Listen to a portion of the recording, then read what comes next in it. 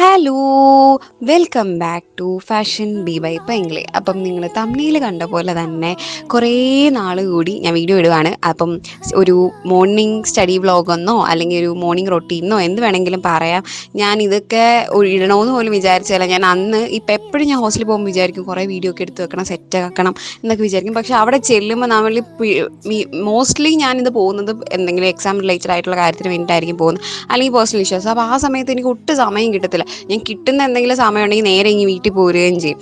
അതുകൊണ്ട് വീഡിയോ എടുക്കാനോ അങ്ങനെ ഒന്നും എനിക്ക് കിട്ടാറില്ല. പക്ഷേ ഇത് ഞാൻ എങ്ങനെയോ ഫുൾ ഡേ ഒക്കെ എടുക്കണമെന്ന് വിചാരിച്ചാണ്. പക്ഷേ മോർണിംഗ് മാത്രമായിട്ട് ഒതുക്കേണ്ടി വന്നു.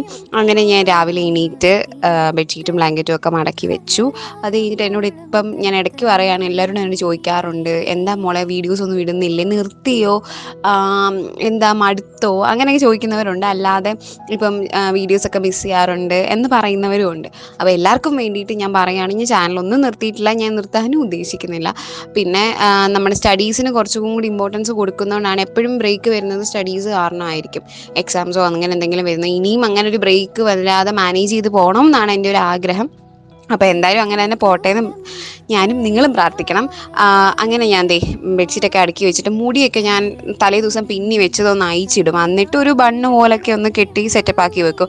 കാരണം എന്താണെന്ന് വെച്ച് കഴിഞ്ഞാൽ നമ്മൾ മുടിയൊക്കെ അയച്ചൊന്ന് പൊക്കിയൊക്കെ കെട്ടി വെക്കുമ്പോൾ തന്നെ ഒന്ന് മൈൻഡ് ഒന്ന് റിലാക്സ്ഡ് ആവും. അത് മാത്രമല്ല, എനിക്ക് ഈ പഠിക്കുന്നതിനിടയ്ക്ക് ഒരു ഞൊളപ്പുണ്ട്, കയ്യിൽ എന്തെങ്കിലുമൊക്കെ കിട്ടി അത് പിടിച്ചുകൊണ്ടിരിക്കും. പിന്നെ മുടി അഴിഞ്ഞാണ് കിടക്കുന്നതെങ്കിൽ അത് പിടിച്ചിങ്ങനെ കറക്കിക്കൊണ്ടിരിക്കും. അങ്ങനത്തെ കുറേ സ്വഭാവങ്ങളുണ്ട്. കാരണം നമ്മൾ ഈ പഠിച്ചുകൊണ്ടിരിക്കുമ്പോഴത്തേക്കും ഡിസ്ട്രാക്റ്റഡ് ആകാൻ വേണ്ടി ഇത് തന്നെ ധാരാളം മതി. പിന്നെ കുറച്ച് വെള്ളമൊക്കെ കുടിച്ച്, കാരണം ഫുൾ ബോഡിയൊക്കെ ഒന്ന് ഹൈഡ്രേറ്റ് ആക്കി സെറ്റാക്കാൻ വേണ്ടി കുറച്ച് വെള്ളമൊക്കെ കുടിച്ചിരിക്കും. അത് കഴിഞ്ഞിട്ട് ഇടയ്ക്ക് വരുന്ന സൗണ്ട് മൈൻഡാക്കണ്ട, പുറത്ത് ഇരുന്ന് റെക്കോർഡ് ചെയ്യുന്നതുകൊണ്ടാണ്. അത് കഴിഞ്ഞിട്ട് ഞാൻ പല്ലയും തേച്ച്, പിന്നെ ഇപ്പോൾ വേറൊരു സാധനം കാണിച്ചു തരാം. ഞാൻ ഒരു പാത്രം എടുക്കുന്നുണ്ട്. ഈ പാത്രത്തിനകത്ത് എന്താണെന്നുള്ളത് നമുക്ക് വഴിയേ കാണാം. കാരണം ഒത്തിരി പേര് എന്നോട് ചോദിക്കുന്നുണ്ട്, ഫേസ് വാഷ് ഒന്നും ഇടുന്നില്ലേ, അല്ലെങ്കിൽ മുഖത്ത് എന്താണ് ഇടുന്നത് എന്നൊക്കെ ഒത്തിരി പേര് ചോദിക്കുന്നുണ്ട്. അപ്പോൾ അവർക്ക് വേണ്ടിയിട്ടുള്ളൊരു റിപ്ലൈ ആണ് ഞാൻ ഇത് ഹോസ്റ്റലിലെ കോമൺ വാഷ്റൂം. നമുക്ക് കോമൺ വാഷ്റൂമാണുള്ളത്. ഏതോ 1-2 റൂമിൽ മാത്രമുള്ളതെന്ന് തോന്നുന്നു അറ്റാച്ച്ഡ് ഉള്ളത്. നമുക്ക് എല്ലാവർക്കും കോമൺ വാഷ്റൂമാണ്. അപ്പം ഞാൻ വളരെ കഷ്ടപ്പെട്ട് ക്യാമറയൊക്കെ സെറ്റാക്കി പല്ല് കേൾക്കുന്നുണ്ട്. കാരണം തെന്നി സ്ലിപ്പറായി പോകുന്നുണ്ടായിരുന്നു കയ്യിൽ നിന്ന്. ഞാൻ അഡ്ജസ്റ്റ് ചെയ്തെടുത്തതാണ്. ഇനി ഈ പാത്രത്തിൽ എന്താണെന്ന് വെച്ച് കഴിഞ്ഞാൽ നമ്മുടെ മുഖം രാവിലെ കഴുകാൻ, ഫേസ് വാഷ് യൂസ് ചെയ്യുന്നവരാണെങ്കിൽ പോലും നമ്മുടെ മുഖം കഴുകാൻ വേണ്ടിയിട്ട് കടലമാവും മഞ്ഞൾപ്പൊടിയും കൂടെ മിക്സ് ചെയ്ത ഒരു പൗഡറാണ്.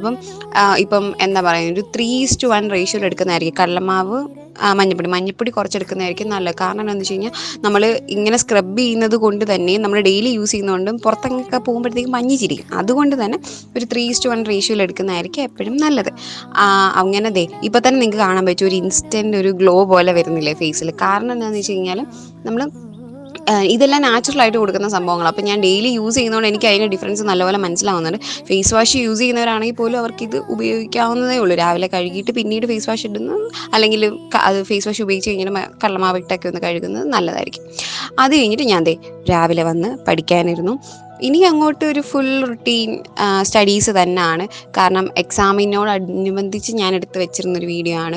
എനിക്ക് കൂടുതലും രാവിലെ ഇരിക്കുന്നതിനോടാണ് താല്പര്യം. ഞാൻ ഇരിക്കുന്നത് ഫുൾ രാവിലെ ആയിരിക്കും. പിന്നെ ഞാൻ ക്യാമറയൊക്കെ സെറ്റ് ചെയ്ത് എല്ലാം കാണാൻ പറ്റുന്നുണ്ടോ നോക്കി എൻ്റെ മുടിയൊക്കെ സെറ്റാക്കി സുന്ദരി. അപ്പോൾ ഇപ്പം ഞാൻ വീഡിയോ കാണുമ്പോഴാണ് ഞാൻ ഓർക്കുന്നത്, ഞാൻ എന്ത് കെട്ടാണോ ഈ മുടിയിൽ കെട്ടി വെച്ചിരിക്കുന്നത്. കാരണം നമുക്ക് വാഷ്റൂമിൽ മാത്രം മിററുള്ളൂ. ഞാൻ ഇടയ്ക്ക് മാത്രം നിൽക്കുന്നതുകൊണ്ട് ഞാനങ്ങനെ മിററൊന്നും റൂമിൽ കൊണ്ട് വെച്ചിട്ടൊന്നുമില്ല.